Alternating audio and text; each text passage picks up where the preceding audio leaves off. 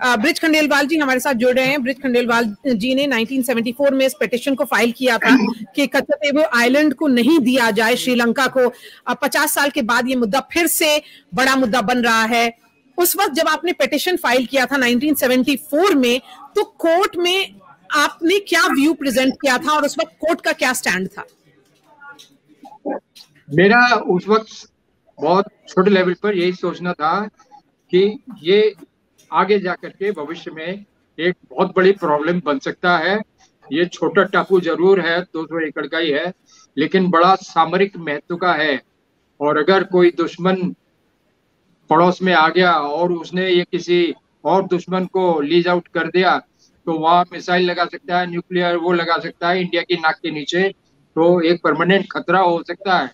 और फिर मुझे लगा कि इमोशनली आई वाज डिस्टर्ब कि कोई भी सरकार हो, वो किस तरीके से अपने भूमि का एक हिस्सा जो मदरलैंड का एक अभिन्न अंग है, उसको कैसे किसी को दान में दे सकता है। कोई राजा महाराजाओं का तो युग है नहीं है, it was a democratic government. और कोर्ट्स थे और पार्लियामेंट था, लेजिस्लेचर थे, इन सबको बाईपास करके आपने कैसे डिसीजन ले लिया। एक रात को आपको सपना आया और सवेरे आपने एक आइलैंड दान में दे दिया। ये तो हमने कभी सुना नहीं था, और हमें तो उसको सुनने के बाद हम बहुत आहत हुए, हर्ट हुए। और फिर हमने सोचा कि कुछ ना कुछ तो आवाज उठाना चाहिए, चाहे वो इतिहास के लिए ही हो, रिकॉर्ड के लिए ही हो। तो इस वजह से हमने वो पिटीशन दिल्ली हाई कोर्ट में फाइल किया, जो आगे जाकर के अटक गया और उसमें लीगल टेक्निकलिटीज थे। और चूंकि emergency was in force 1971 which had not been lifted, that was external emergency imposed in 1971 war which was still continuing, so my fundamental rights, जो हमारे मूल अधिकार थे, वो सस्पेंडेड हो चुके थे।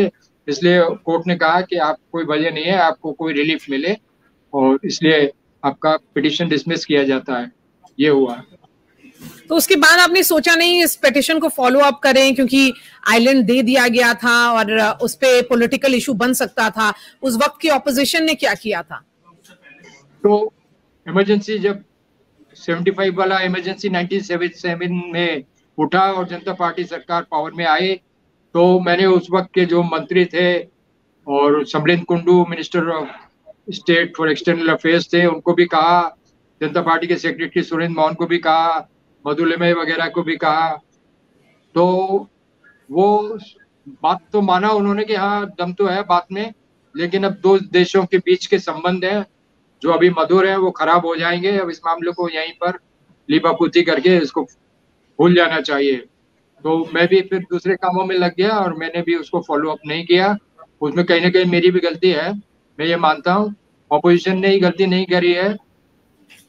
एज ए पत्रकार I should have also done something about it, पर मैंने नहीं किया वो। अभी अचानक ये भूत निकल आया, जिन निकल आया बोतल से, तो मुझे उम्मीद हो रही है कि मोदी सरकार जो हर चीज की गारंटी देती है वो कुछ करेगी इसके बारे में। सिर्फ इलेक्शन लेकिन ब्रिज सर मुझे ये बताएं कि उस वक्त कोर्ट्स ने क्या कहा था जब आपने पिटीशन फाइल किया था? और क्योंकि ये पिटीशन है bridge Khandelwal versus union of India, तो यूनियन ऑफ इंडिया का उस वक्त आपके पिटीशन पे क्या स्टैंड था?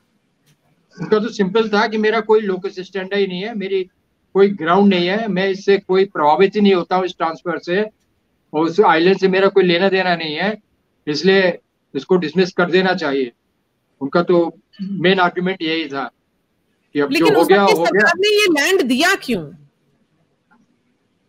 उन्होंने सिर्फ इतना कहा कि दोनों देशों के बीच में अच्छे संबंध और मजबूत होंगे और प्रगाढ़ होंगे, सीमेंटेड होंगे, इस वजह से उन्होंने दे दिया। वजह तो उस वक्त कुछ नहीं थी, न कोई तनाव था न कुछ नहीं था। बाद में बल्कि 80s में हुआ जो भी हुआ क्राइसिस, जो आप सबने देखा, लिट्टे का मूवमेंट हुआ और फिर राजीव गांधी की डेथ हुई, ये सारा तनाव तो 80s का खेल है। तो उस वक्त तो बिल्कुल ठीक ठाक था, नॉर्मल था। पता नहीं क्यों हमने ये आइलैंड दे दिया।